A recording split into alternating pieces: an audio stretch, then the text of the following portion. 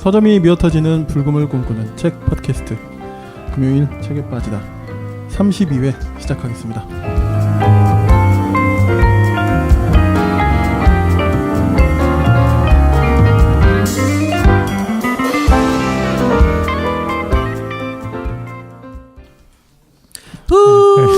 안녕하세요. 네, 각자 소개 부탁드립니다. 예, 저는 책을 만들고 있는 윤이라고 합니다. 네, 책 홍보하는 일을 하는 용도사입니다. 예, 저는 팟캐스트 제작하는 불곰 PD입니다. 반갑습니다. 반갑습니다. 아이고 오랜만이네요. 네, 그러게요. 한 달 넘게 네. 넘었나? 거의 한 달 만에 그쵸? 아, 네네. 예, 저희가 오랜만에 또 이 녹음을 하네요. 뭐 아시는 분은 아시겠지만 저희가 이제 몰아서 녹음을 하기 때문에 네. 저희도 직장인이니까 네. 시간 내기가 쉽지가 않아요, 그렇죠? 두 분은 요즘 좀 어떻게 지내셨습니까?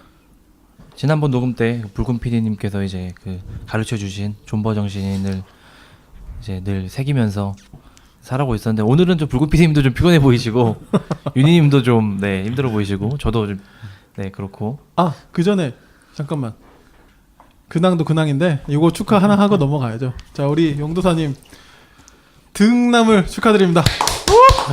야, 축하드립니다. 이런 경사가 감사합니다. 소감 한마디 해주시죠. 그 이제 저희가 좀 결혼하고 되게 오랜만에 네. 이제 첫 아이여서 감사한데 그 다크서클은 좀 많이 내려왔고요. 네, 이게 뭔가 이제 자녀가 생기니까 조금 더 철이 든다는 느낌이 들더라고요. 네. 두 가지 꼭 다 신앙 있으시니까 기도 좀 부탁드리는데요.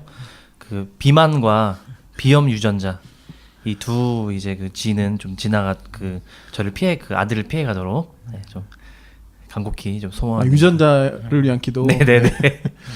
비만과 비염 이 두 개는 제발 물려받지 않도록. 저의 영발이 뭐 그 정도까지 침투할지는 모르겠는데. 그래요? 기도는 좀 해보겠습니다. 네, 알겠습니다. 하여튼 축하드려요. 감사합니다. 네. 저도 첫째 태어날 때 진짜 막 가슴 졸이면서 막 했던 기억이 나요. 네네. 하여튼 또 여러 가지 감정이 교차하셨을 것 같네요. 그러니까 이제 처음 겪는 느낌이긴 하더라고요. 그렇죠. 그 전과는 다르게. 뭐 생전 경험해본 없는 그런 거죠. 네. 또 언젠가 또 윤희님도 또 경험하시게 되겠죠. 예, 준비하겠습니다. 뭔가 되게 비장한. 표정을 찍어서 아내님께 썩 주저하시네. 네, 그래서 어떻게 좀 많이 피곤하십니까? 아니 아직은 네네. 저희 이제 뭐 요새는 그 뭐 조리원 2주, 도우미 2주 이게 네네네. 이제 그 뭐 기본이거든요. 그래서 아직은 이제 도우미 분께서 오셔서 다음 주부터 이제 시작입니다. 네. 건투를 빕니다. 그러니까요. 네. 근데 또 잘 클 거예요. 네, 그러니까 그게 다들 겪은 일이고 선배들이 진짜 많잖아요. 네. 그게 보편적인 이제 일이니까 그게 지난 밤에도 막 밤에 애기 토하고 막 이러긴 했지만 다들 겪는 일이고 하니까 그게 위안이 되더라고요. 네. 날로 고생이 많으십니다. 윤희님은 어떻게 지내셨어요? 저는 그 마지막 녹화와 지금 녹화가 아니라 녹음 사이에 예, 여행 한번 갔다 온 것 같고요. 어디에다 놓으셨어요? 그냥 대만 한번 갔다 대만. 왔고, 예. 제가 사실 대만에 대해서 그렇게 마음이 있었던 건 아니었는데 가고 나니까 좋더라고요. 역시 며칠 갔다 오셨어요? 4박 5일 갔다 왔어요. 길게 갔다 오셨네요. 네. 4박 5일. 길게 갔다 오셨네요. 예. 좀 추천하실 만합니까? 예, 추천할 만하고 네. 가이드를 잘 만났어요. 가이드를 이제 한국어 가이드라고 돼 있어가지고 한국 분이 가이드를 하실 줄 알았는데 한국어를 잘하는 대만 분이어가지고 그분이 좀 재밌으시더라고요. 그래서 재밌게 하루 여행 잘했던 것 같고 나머지 날도 잘 돌아다녔던 것 같아요.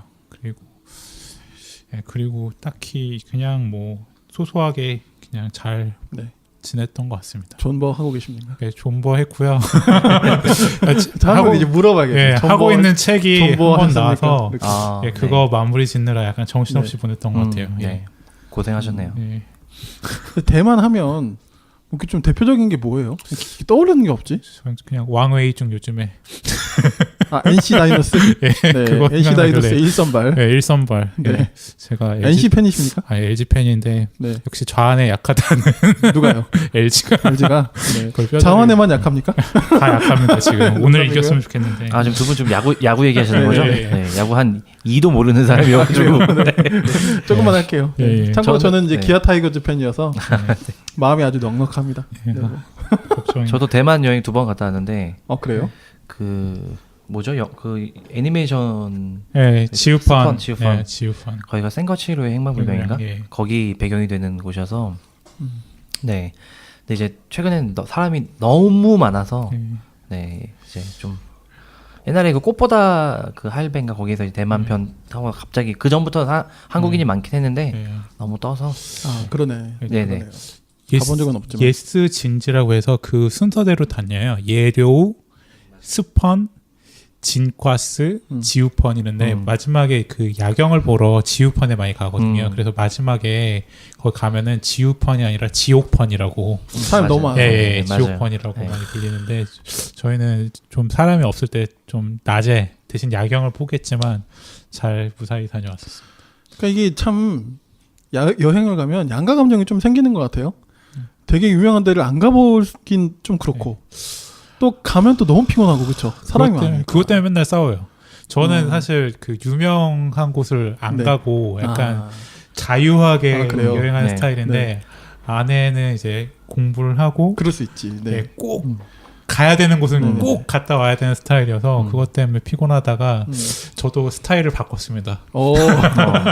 제 스타일을 바꾸는 게 네, 전국 2천만 남편분들 들으셨죠? 스타일을 바꾸셔야 합니다. 요새 스타일 좀 많이 바꾸시네요. 그 베스트셀러 안 읽다가 베스트셀러 읽으시고. 네, 스타일을 많이 바꾸고 있습니다. 살아야 하잖아요. 네, 우리가. 살아야죠. 네. 그럼요. 네. 스타일이 중요한 게 아닙니다. 생존이 중요합니다. 그렇습니다. 불고피디님은 어떻게? 예, 저는 뭐 아까 좀 피곤해 보인다고 이야기하셨는데 저번 주에 이제 제가 일하는 사무실 이사를 했어요. 아이고, 네. 돈 아끼려고 또 이제 반포장 아이고, 이렇게 하느라고. 직접 하셨군요. 네, 예. 하여튼 뭐 한 줄 어디서 내내 어디로 옮기신 거예요? 예, 제가 일하던 곳은 이제 영등포였는데요. 네. 이제 지금은 용산의 삼각지로 옮겼습니다. 그러면 출퇴근은 어떠세요? 조금 더 멀어지긴 조금 더 했는데 멀어졌어요? 뭐 오늘 출근해 보니까 갈만하더라고요. 네. 다행이네요. 미세먼지만 없으면 좀 저는 걷는 걸 좋아하는데 음. 역까지 한 20분 이렇게 저희 옆에 안양천이 있어가지고 집에 안양천으로 이제 역까지 갔다가 이제 용산역에서 내려가지고 좀 걸어야 돼요. 네. 그 정도 걷는 거 딱 좋은데 이 미세먼지가 너무 심하니까 이 걷는 것도 좀 찝찝하다 이거죠. 요새는 그 밤에 그 저녁에 집에 들어가면 손에 무슨 제가 모래 쌓기 놀이를 한 거 온 것처럼 손도 그렇고 얼굴도 그렇고 맞아요. 너무 이렇게 그쵸. 막 예. 옷도 막 네네. 그쵸? 그게 뭔가 목도 약간 좀 깔깍깔깍하고요. 네. 너무 심합니다. 큰일입니다. 요새는 정말 기승전 미세먼지 얘기를 안 할 수가 없고 내일부터 이제 기승전 황사 이제. 또 진짜 요즘엔 하루가 다르게 뉴스가 너무 거대한 뉴스들이 너무 금방금방 나와서 네. 맞아요. 다 구속되고 다 지금 다 사퇴하고 다 막 누굴 만나고 또 트럼프 얘기, 김정은 얘기. 확 지나가죠. 예, 그러니까요. 진짜 전개가 되게 엄청 빨라요. 중요한 네. 정말 중요한 역사의 한 분기점을 지나고 있다는 생각이 들고 제가 말씀드렸었나? 저는 원제가 있다고 말씀드렸었는지 모르겠는데 군대 이제 군복무 시절에 들었어요. 그 이제 그 정신 그 뭐죠? 그 무슨 정신 수양 그런 시간 있잖아요. 그때 안보 수업 네, 안보 뭐지? 교육 뭐 이런 거 이제 네. 개몽 당하잖아요. 그때 이제 그 대선에서 첫 대선일 겁니다 아마 MB를 찍었었는데 네, 이제 그 원제가 조금 씻겨진 것 같아서 네. 정원교육 그쵸. 정은 교육. 아 맞다. 네. 실제로 좀 노골적으로 많이 그랬어요. 저는 네. 제가 군 생활 때는 DJ 정부에서 노무현 정부로 넘어가는 데여가지고 사실 그런 건 잘 못 느꼈거든요. 물론 이제 계속 북한군은 주적이다 뭐 이런 거 맨날 배웠지만 저는 좀 나이를 먹고 군대를 가서 네. 이제 그 상관의 이름을 외워야 되는데 네? 상관의 이름을 이제 상관? 예, 분명부층 뭐 이제 대통령 이명박님 이럴 때 진짜 그런 예, 거래요? 예, 이명박 님일 때 네. 예, 군 생활을 해서 참 그리고 그 기억이 나요. 제가 이제 대선을 하고 나서 이제 전역을 했거든요. 아 그때 정말 처참했던 기억이 나요. 2012년 왜요? 12월 박근혜 돼서 아무랬죠 그때는. 네. 아 진짜 암울하게 제가 전역을 했던 네. 기억이 나서 그 이제 한 마귀 쫓아내니까 7마귀 들어오고 뭐 이런 약간 그런 성경에 네. 유명한 그런 네네. 내용이죠. 그랬던 기억이 군대 이야기 났습니다. 오래 하면 안 되지만 저는 이제 그때 군대 있을 때 이제 대선 투표를 한 거예요. 그때 이제 당시 한나라당 후보 이회창. 네. 대쪽 판사. 네. 근데 이제 그 병풍으로 확 훅 갔잖아요. 그렇죠. 왜냐면 그게 이제 그때 당시 이제 군대에 아들이 있으면 네.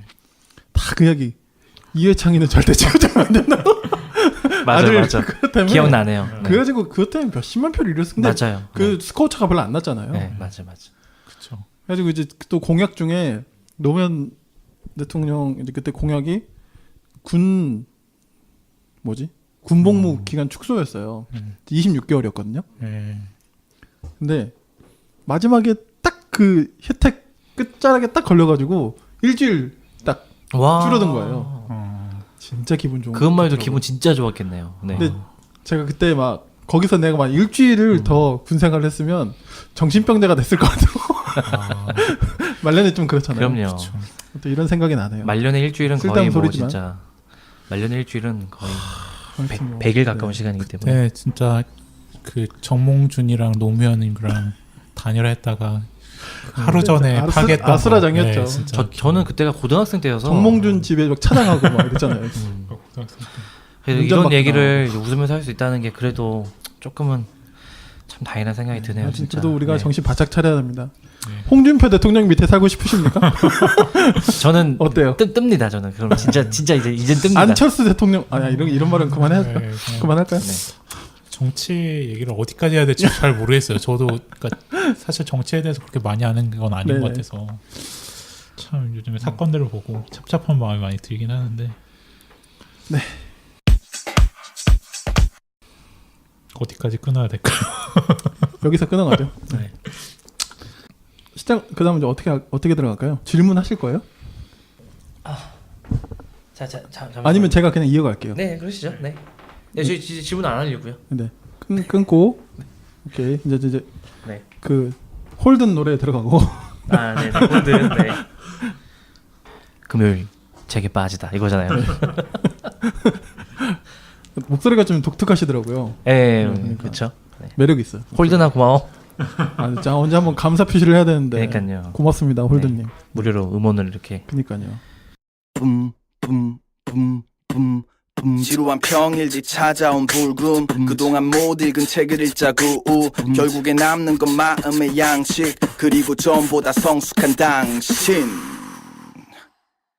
금요일 책에 빠지다.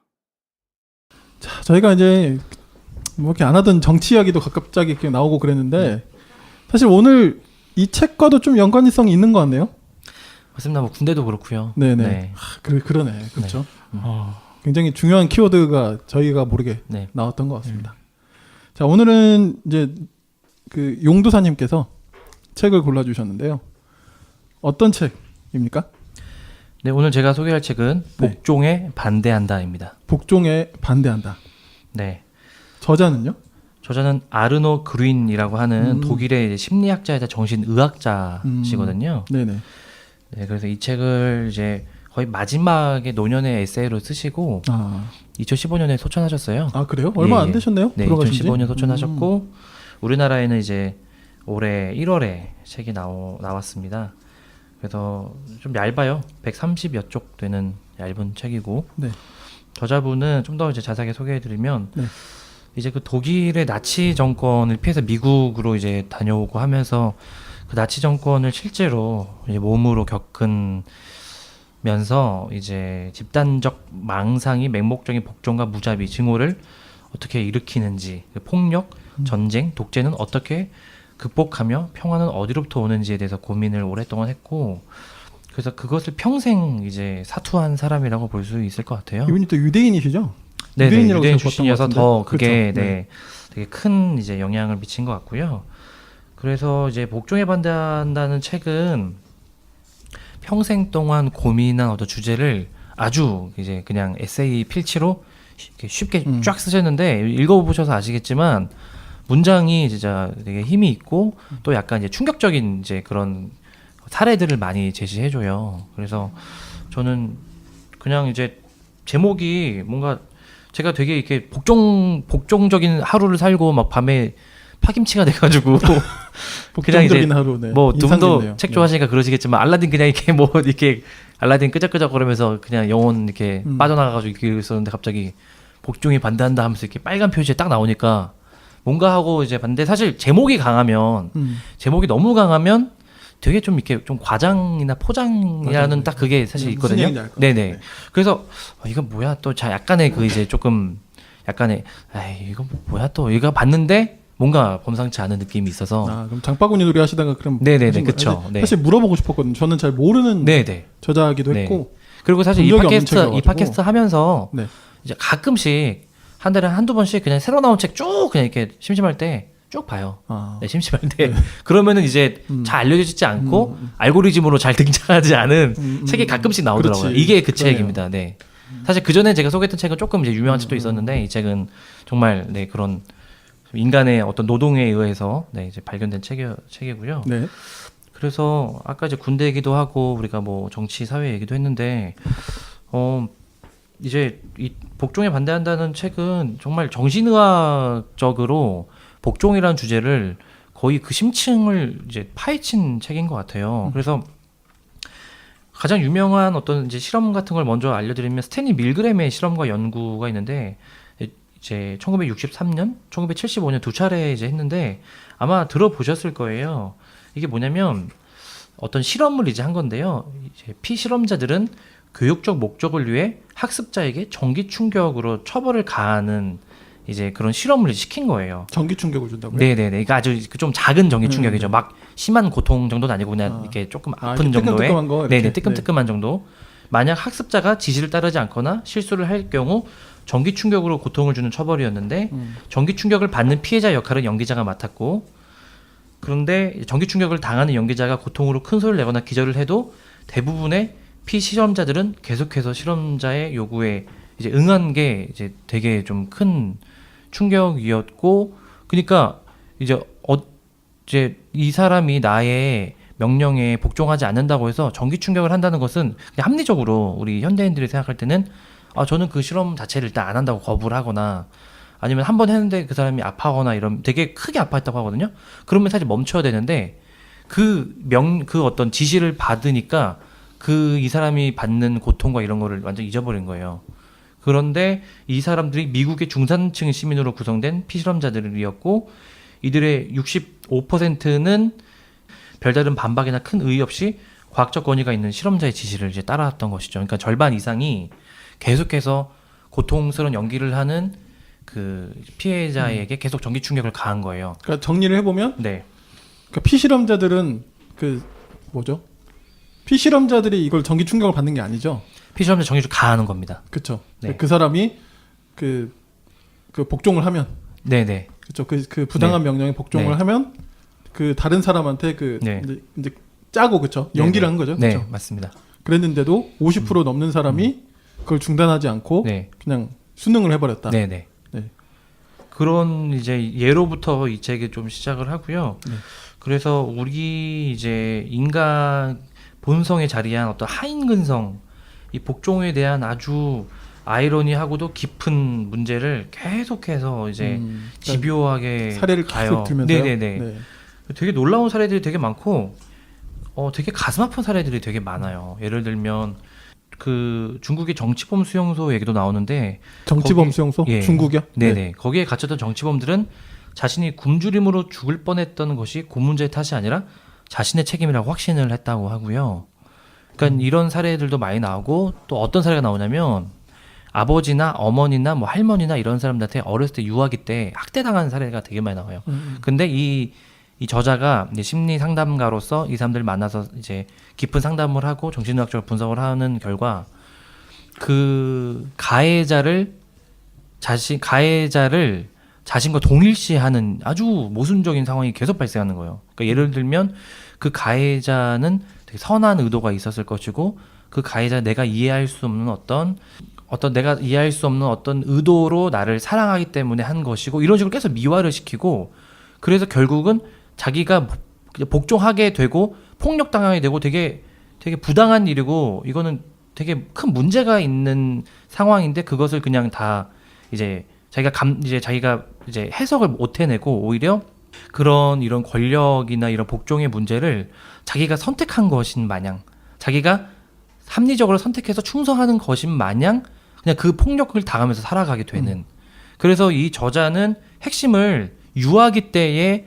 부모와 이 가정의 문제를 다루거든요. 그래서 유학이요? 네네 유아기 때에 가정 안에서 학대당하고 부모에게 복종당하는 경험부터가 그러니까 이제 심층을 계속 파헤쳐 들어가면 그 가정이라고 하는 가장 작은 사회, 가장 작은 집단 그리고 유아기 때 자기의 정체성이 형성되지 않은 시기 때 그 부모로부터 어떤 이제 억압과 은밀한 복종을 받으면 그 사람은 이제 건전하고 합리적이고 주체적인 정체성이 형성되지 못하고 복종에 구걸하면서 평생을 이렇게 살게 된다는 것이죠. 그래서 이전에 붉은 PD님이 이상한 정상가족 고르셔서 하셨잖아요. 그 책이랑도 되게 오버랩이 좀 됐었고요. 그래서 진짜 이상한 정상가족 안에서 살아온 사람들이 결국은 그런 이제 나치즘이라든지 지금 우리가 알고 있는 여러 뭐 독재자들이나 뭐 그런 뭐 대표적인 인물은 아니고도 그런 사람들 저도 주변에 몇몇 봤었거든요. 그러니까 그런 케이스들이 좀 많이 발견됐다. 그러니까요. 그런 사람들 네네. 중에. 네, 예. 그렇더라고요. 네.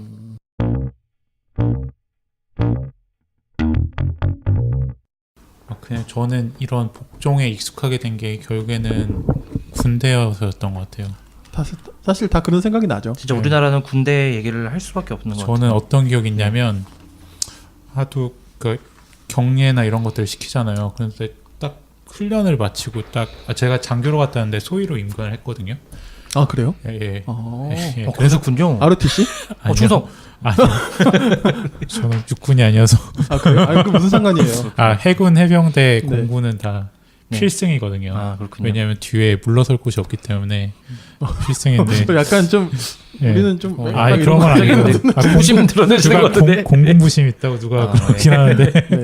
근데 제가 들었던 생각이 너무 그게 익숙한 나머지 제가 딱 바로 사회에 나가자마자 저 아는 동생을 만났는데 아는 동생이 대위였거든요. 네. 근데 저도 모르게 그 친구한테 경례가 나가더라고요. 되게 어색했어요. 그리고 나서 아까 뭐 군복을 입고 왔어요? 군복이 아니라 사복이었는데도. 아 진짜? 네, 그러니까 그렇게 제 스스로가 뭔가 내면화돼서 아 그렇지. 나보다 맞아. 높은 사람이면 내가 경례를 해야 되고 그것이 당연한 거다라고 뭔가 생각을 하게 되는 게 그러니까 딱 훈련 끝나고 하루 이틀인가 지나서였거든요. 그게 네. 그러니까 그게 제가 그렇게 되는 걸 보고 제 스스로 약간 소스라치게 놀랐던 적이 한 번 있었어요. 그 저도 뭐가 떠올랐냐면 저기 이제 뭐 대구 제가 또 지역을 뭐 또 그렇게 하는 건 아닌데 그쪽 분들이 좀 확률상 통계상 많다 보니 대구 경북에 있는 할머니 할아버지들 중에 애비 잃은 그녀 불쌍한 그녀 뭐 이런 엄청 많아요. 그렇게 생각하는 사람들이. 근데 이제 저는 좀 그런 게 떠오르더라고요. 근데 이제 사실 더 비극적인 이야기도 많은데 제가 좀 입으로 담기 좀 그래서 좀 그렇고 그리고 성경에도 뭐 출애굽하는 그 이스라엘 백성들이 너무 이제 광야로 사막으로 막 뺑뺑이 도니까 이럴 거면 그 이집트인들 그 부뚜막 밑에 앉아가지고 그 뿌시래기나 얻어먹지 그냥 막 그런 불평하고 그랬거든요. 그런 것도 좀 전 생각이 나고 그랬네요. 그러네요. 네, 출애굽도 사실 되게 중요한 네. 문제네요. 네. 저는 복종을 당하는 사람들이 너무 착해서 음. 뭔가 그 권력을 가진 사람들을 이해해 보려고 별별 수단을 다 쓰다 보니까 그런 일이 발생하는 게 아닐까라는 생각이 들어봤어요. 그러니까 뭐 부모가 학대했을 때 아이는 부모가 왜 저럴까? 그러니까 그걸 이해하지 못하면 차라리 이제 부모에 대해서 적대적이거나 반항이 될 텐데 사실 사람들이 너무 물론 저는 성악설을 믿지만 사람들이 내면에는 그래도 약간 선한 것들이 있어서 뭔가 그 사람이 왜 그럴까를 이해해 보려고 할 때 사실 그 사람은 그냥 그 안에 악을 그냥 실현하고 있는 것인데 복종 당하는 사람이 선한 경우에는 그러니까 권력을 가진 사람이 악하고 복종을 당하는 사람이 선한 경우에 가장 큰 비극이 일어나는 게 아닐까. 그냥 그런 생각을 한번 해봤습니다. 네, 이어서 아르헨티나에서는 독재치하에서 고문을 당했음에도 고문을 가한 그 고문자와 사랑에 빠진 여성들을 연구한 어떤 사례도 있고요. 그리고 이것도 있어요. 아버지가 불타는 장작을 뛰어넘으라고 그 어린 자식한테 요구를 한 거예요. 근데 자기가 그걸 하면서 뭐 예를 들면 엄청 다쳤겠죠. 근데 또 결국에는 그 아버지를 미화시키고 그 아버지는 너무 멋진 아버지. 그러니까 그 아버지를 자기가 잘못했다고 인정하는 순간 자기 정체성이 자기 존재가 흔들리고 자기 자신이 사라지기 때문에 그것을 감당을 못하기 때문에 어느 방식으로 이제 미화를 시키고 그렇게 된다는 거죠. 근데 여기서 핵심은 그렇게 자기의 존재가 복종에 이제 어떤 방식으로 이제 중독돼서 자라는 사람은 성인이 되면 자기보다 약한 사람을 똑같이 공격하고 혐오하고 그 사람들 피해자로 만든다고 하더라고요. 이게 되게 복종에 뭔가 이렇게 복종을 증오하면서도 복종을 계속 탐닉하게 되고 그런 복종에 계속 또 권위적으로 그 권위에 계속 살아가게 되고 그래서 이 저자는 이 유아기의 이 가정에서부터 시작해서 국가와 그 모든 그러니까 우리가 생각하는 것보다 훨씬 더 이 사회 시스템, 직장, 뭐 가정, 뭐 제가 볼 때는 여기서 얘기하지 않았지만 교회, 뭐 신앙 이런 모든 부분에 복종의 문화가 이미 너무도 깊이 자리 잡고 있어서 이 뿌리를 우리가 보지 못하는 경우가 되게 많다는 생각이 저는 이 책을 읽으면서 아 어떻게 보면은 직장이 나에게 복종을 요구하는 게 되게 많구나. 그리고 내가 아내에게 또 아내가 나에게 또 내가 자식에게 부모가 나에게 내가 부모에게 뭐 이런 식으로 되게 우리의 아주 일상의 자연스러운 그런 모습에서도 복종이 되게 만연해 있어서 그래서 이 저자도 그렇게 얘기해요. 자기가 독립적이고 주체적으로 사는 사람은 진짜 소수밖에 안 된다.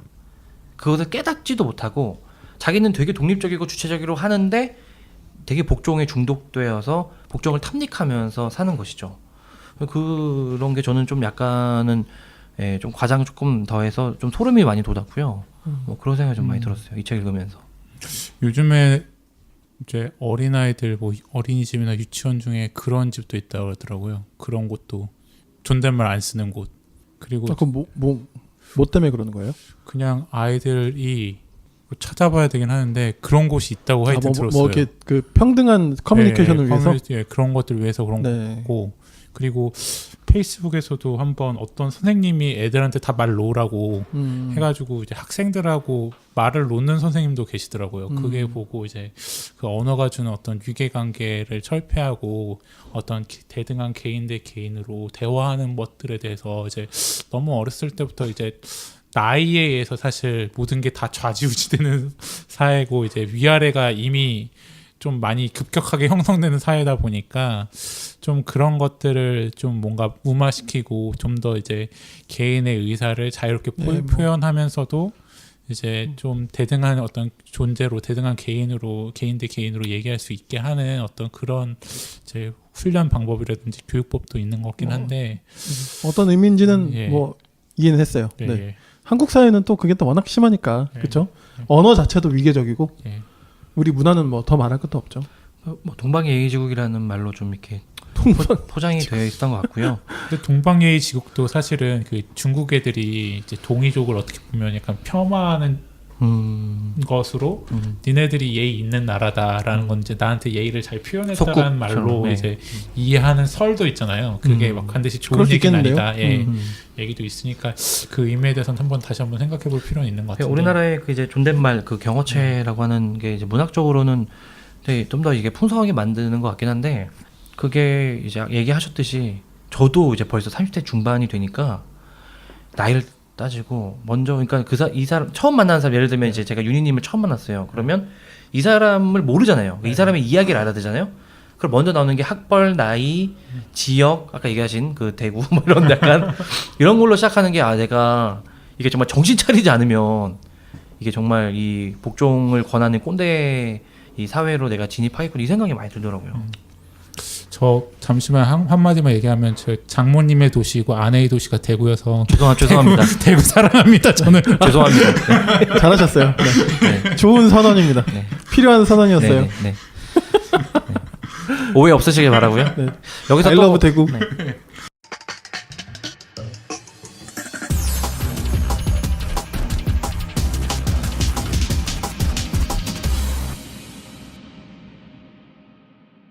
청소년들의 사례도 나와요. 그래서 미국의 한 인문계 고등학교에서 이제 두 학자가 연구를 실시했는데 두 부류의 학생을 이제 조사한 거예요. 한 집단은 학업 성적이 매우 우수하고 그래서 이제 부모의 야망에 순종적으로 적응한 학생들이었고 또 다른 이제 학생은 학업 성적이 중간 정도였지만 성공에 특별한 관심이 없었으며 부모의 기대에 부응해야 한다는 어떤 압박감이 없었던 그 두 그룹이었는데 첫 번째 그룹 공부를 잘하고 부모의 어떤 성공 욕구에 되게 이게 좀 압박을 받는 그런 학생들은 부모를 독자적이고 분리된 사람들을 인지하지 못했고 부모나 교사와 같은 권위적 인물을 미화하려는 경향이 있었고요.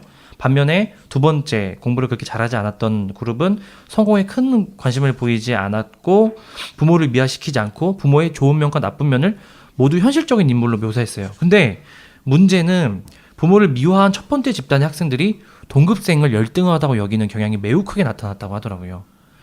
그래서 이 문제가 사실 우리나라 교육의 문제는 정말 심각하잖아요. 저도 이제 자식이 태어나니까 사실 고민을 뭐 되게 나중 얘기긴 한데 이런 학교의 문제, 학교가 복종과 이런 권위의 문제를 어떻게 비틀고 어떻게 그렇게 하는지도 요새 막 그런 영상들 나오잖아요. 뭐 근대 교육에 뭐 그걸 비판하는 해서 뭐 영상 같은 거 보면은 뭐 핸드폰이 뭐 이따만한 거에서 아이폰으로 바뀌고 뭐 전화 뭐 또 뭐더라 자동차가 뭐 이상한 거에서 여기 바뀌고 근데 학교는 똑같아요. 학교는 감옥에서 감옥으로 뭐 이런 식으로 근대 교육 뭐 그런 감옥. 이제 영상 같은 거 많이 봤는데 뭐 약간 좀 과한 수도 있겠지만 실제로 그런 근대식 그런 교육과 암기식 교육 이런 거는 조금 그런 복종과 좀 연관이 있지 않을까 개인적으로 그럴 수 그런 있다고 생각 봐요. 들더라고요. 어렸을 때 더 그런 게 민감한 것 같아요. 제 기억으로도 제가 집이 어렸을 때 31평 아파트였거든요. 그러다가 이제 자랑이세요? 아니 그래서 어려서 진짜 부러워서요. 네. 어려서 단칸방으로 갔던 기억이 아, 있긴 한데 그러시군요. 예, 네. 근데 제가 같이 다니던 애 집이 64평이었어요. 그 평수를 이렇게 기억해요, 근데. 그 지금도 그 아파트 한 채가 있어요. 흑석동에. 그 아파트에 살았었는데 네. 근데 그 애가 저를 작은 집에 산다고 되게 무시했던 기억이 나거든요. 그리고 뭐 휴거 얘기도 되게 많이 나왔잖아요. 휴먼샤 거지. 예, 그러니까 애들끼리 그렇게 뭐 아빠 직업 뭐냐 아니면 어디 사냐 가지고 이제 애들끼리 편을 나누잖아요. 사실 그게 어떻게 보면 저에게 그런 어떤 권위에 의지하고 어떻게 보면 그 부모의 가치가 아이들에게 주입되면서 그런 차별을 습득한다고 해야 되나? 그런 것들이 어떻게 보면 아까 전에 말씀하신 사례하고 되게 유사하다는 생각이 많이 들었거든요. 네. 저도 그걸 그 어렸을 때 기억을 경험하고 반추해 보다 보니까 좀 그런 성향이 진짜 있겠구나라는 생각이 그냥 얘기를 들으면서 네, 그래서 분쟁이 세계적으로 벌어지는 어떤 전쟁 지역에서 자주 어린 군인이 선호되는 이유가 바로 이 문제라고 그러더라고요. 그러니까 그 성인이 되기 전에 어린 학생들과 청소년들은 고통과 어떤 두려움의 문제를 쫓아내기가 쉬운 거예요. 그러니까 복종을 강요하고 훈련시키기가 너무 쉬운 거죠. 그러니까 막 목숨 걸고 그냥 이제 자살 이런 걸 할 때 청소년, 청년, 어린 그런 우리도 많이 가끔씩 보잖아요. 뉴스에서 저쪽 이제 뭐 유럽 쪽이나 그쪽 그런 게 참 이 복종의 문제가 그냥 이제 뭐 복종에 반대한다 이러면 사실 말은 되게 좋고 그런데 이 저자는 이거를 되게 심층적으로 심리학적으로서 깊이 들어가니까 약간 조금 이게 되게 얇은 에세이인데도 뭔가 되게 묵직하게 남는 느낌이 있었어요. 그럼 이제 이 저자는 이 복종을 뭐 물리치려면 어떻게 해야 한다고 하고 있어요? 좀 크게는 두 가지인 것 같은데요. 네. 하나는 자기 자신을 사랑이라는 그 이제 어떤 정신으로 지키는 것이 되게 중요하다고 하다. 근데 이거는 사실 자기 혼자 안 되고 결국은 가정 안에서 일단은 가장 원초적인 집단 사회라고 할 수 있는 가정 안에서 부모로부터 사랑받는 것이 되게 중요하다고 얘기를 되게 강조를 많이 해요. 그걸 많이 하고 두 번째로는 우리가 사회 이제 성인이 돼서 사회에서는 공감이라는 테두리로 서로를 보호해줘야 된다. 근데 이제 공감이라는 게 동정이랑 다르잖아요.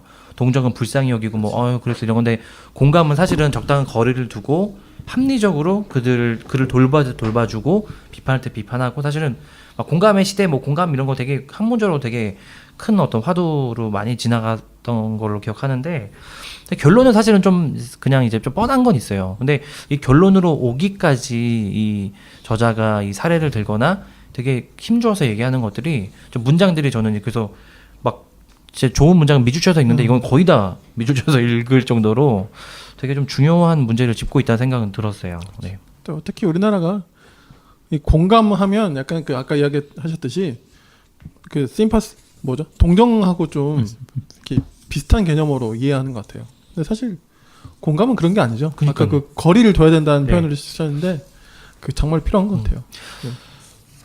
우리나라 뭐 막 한의 문화, 뭐 정의 문화 이런 거 얘기하잖아요. 초코파이 정 뭐 이런 거. 근데 그게 좀 진짜 얘기하신 대로 오히려 되게 단점을 많이 계속 보게 되는 게 아닌가. 너무 우리 뭐 의리 이러고 막 우리가 남이가 이런 걸로 계속 그냥 어떤 감정의 문제로만 계속 치환시키는 게 되게 문제가 좀 있다는 생각이 이 책을 읽으면서 많이 들었고요. 이분이 2012년도에 책을 쓴 게 우리나라에 나왔었어요. 지금은 이제 품절됐는데 평화는 총구에서 나오지 않는다. 부제가 인류는 전쟁 없는 세상을 꿈꿀 권리가 있다. 이제 이런 책이 나왔었어요. 근데 이 책이 오늘 우리가 본 이 에세이 복종에 반대한다의 주 어떤 근거가 되는 이제 연구 좀 책인 것 같아요. 그래서 이제 전쟁이 아닌 평화를 위한 복종이 아닌 자율과 주체와 독립을 위한 그런 것들을 되게 연구를 많이 한 저자의 이제 그 거의 말년의 생애 마지막의 에세이여서 이 책은 네, 가장 아쉬운 거는 사실은 결말보다는 저는 책값이에요. 책값이 네, 페이지에 비해서 12,000원이면 사실은 조금 그게 좀 아쉽고요. 세군요. 양장값인 거. 간혹가다 이런 책이 좀 나와요, 그렇죠? 네. 옛날에 막 그 한병철 피로사회 막 이런 책 나왔을 때 완전 문학가치 좀 성서. 그랬잖아요. 네, 그러니까요. 그게 좀 아쉬워요. 저는 다행히도 대여하셨군요. 네, 있는 거예요. 집 근처 도서관에. 신기하네요. 누군가 이거 이런 책이 되게 있네? 빨리 들어왔네요. 그러니까요. 네. 네, 뭐 사서 보면 좋지만. 네. 네. 그럼요. 그래서 저는 그냥 마지막으로 그냥 뭐 그런 얘기를 좀 하고 싶었어요. 그 복종하지 않고 복종으로부터 벗어나는 삶을 위한 어떤 실천 그런 것들 좀 얘기를 할 수 있으면 좋겠다. 근데 저는 독서 뭐 되게 뻔하지만 독서도 하나의 계속 복종하지 않을 수 있는 하나의 좋은 도구가 된다는 생각이 좀 들고 그리고 저는 좀 까칠한 생각의 사람이 되겠다는 생각을 요새 되게 많이 하거든요. 제가 호구라는 생각을 요새는 정말 심각하게 하고 있습니다. 왜냐면은 만나서 나를 위한다고 만나줬는데 되게 기분 나쁘게 되게 괴롭히는 거슬리게 사람들이 많군요. 그런 게 좀 있거든요. 그러고 나서 헤어지고 나서 생각해보면은 왜 내 속이 더 긁어진 것 같은 이런 느낌이 막 들 때도 있고 좀 이렇게 되게 상대적인 말이어서 좀 죄송한데 제가 착하다는 말이 아니고 비교적 착한 사람한테 좀 함부로 하는 게 있어요. 착한 사람을 더 이렇게 존중해주고 더 이렇게 좀 좋게 봐줘야 되는데 그걸 이용하는 그런 게 좀 있는 것 같아요. 저도 그런 측면이 있겠지만 그래서 저는 호구되지 않는 법, 호구로 살지 않는 법 이런 게 이 책과도 좀 연관해서 약간은 좀 까칠하게 그게 나은 것 같아요. 까칠하고 그래야 사기도 안 당하고 그래야 좀 사람들이 쉽게 보지 않고 뭐 그렇다고 해서 무슨 뭐 갑자기 뭐 인정이 없거나 뭐 재수없는 사람으로 갑자기 이렇게 가는 건 아니고 어느 정도의 진짜 그런 적당한 어떤 그런 사람이 되겠다 저는 그런 생각을 많이 합니다. 네. 그래서 요즘에 무례한 사람에게 웃으며 대처하는 법 이거 책이 되게 많이 네. 지하철에서 보이더라고요. 저는 개인적으로 제목을 들어본 것 네, 같아요. 네. 네. 무례한 사람한테 웃어야 될까요? 그러니까 좀 네, 모르겠어요. 뭐 제목은 뭐 마케팅이니까 예. 뭐 그런 측면에서 잘 지은 제목이긴 한데. 썩소 아닐까 썩소? 네. 뭐 저는 굳이 웃어줘야 될까 그런 생각도 좀 드네요. 제목 듣고는. 그러네요. 네, 그러면 오늘 저희 아르노 그린이라는 정신의학자, 심리학자, 네, 이분이 쓰신 복종에 반대한다. 이 같이 오늘 이야기 좀 나눠봤는데요. 마무리 좀 할까요? 네, 그럼 제가 마지막 부분 좀 낭독해드리고 네네. 마치는 것으로 하겠습니다. 네. 읽겠습니다. 조금 긴데요. 그래도 다 읽겠습니다. 밀그램의 실험에서 실험자의 말에 복종한 피험자들은 자기 자신의 행동에 책임을 느끼지 않을 만큼 정신적으로 순응하는 모습을 보였다. 그렇기 때문에 찰스 퍼시 스노가 언급했듯이 역사상 가장 잔혹한 범죄들은 항상 복종의 이름으로 저질러졌다. 이러한 현실을 조금이라도 변화시키려면 복종을 강요하는 사회 구조에 대해 문제 제기를 해야 한다. 이때 가장 핵심 역할을 하는 것은 기본적 신뢰다. 그리고 기본적 신뢰는 갓난아기의 욕구와 이를 인지하는 어머니의 능력이 성공적으로 상호작용할 때에만 생겨날 수 있다. 영국의 정신과 의사 딕스가 독일 전쟁 포로들을 대상으로 실시한 연구에서 사랑과 애정으로 보살핌을 받은 아이들은 쉽게 복종에 빠지지 않으며 이에 따른 파괴적 결과가 발생하지 않는다는 사실이 명료하게 입증되었다. 반면 이미 유아기 발달 과정 중 가정 내에서 권력 구조를 경험한 적이 있다면 그 아이에게는 복종이 상호관계의 토대로 굳어진다. 그렇기 때문에 오로지 이성적으로 그리고 합리적으로 복종과 싸우기란 매우 어렵다. 복종이 불러오는 내면의 소외, 공격자와 자신을 동일시하는 과정은 인간에게 깊은 상처를 준다. 그럼에도 불구하고 인간은 이 상처를 인지하지 못한다. 그 결과 문화적으로 인정된 정상적인 행동, 하지만 동시에 자기 자신을 속이는 행동이 생겨난다. 그럼으로써 평생 동안 인간성의 한 부분인 고통을 억제하려고 노력한다. 어쩌면 우리는 이 부분을 이미 상실했거나 혹은 무기력하게 이에 맞서고 있을 뿐이다. 이를테면 다른 사람에게서 희생자를 찾고 우리가 느껴서는 안 되는 고통을 아직 잃지 않은 다른 사람을 처벌하는 방식으로다. 우리가 희생물이 되지 않기 위해 다른 사람을 희생물로 만들고 있는 것이다. 오늘 저희 금요일 책에 빠지다 32회는 아르노 그린의 복종에 반대한다. 예, 같이 이야기 나눴습니다. 오늘도 두 분도 수고 많으셨습니다. 수고하셨습니다. 수고하셨습니다. 감사합니다.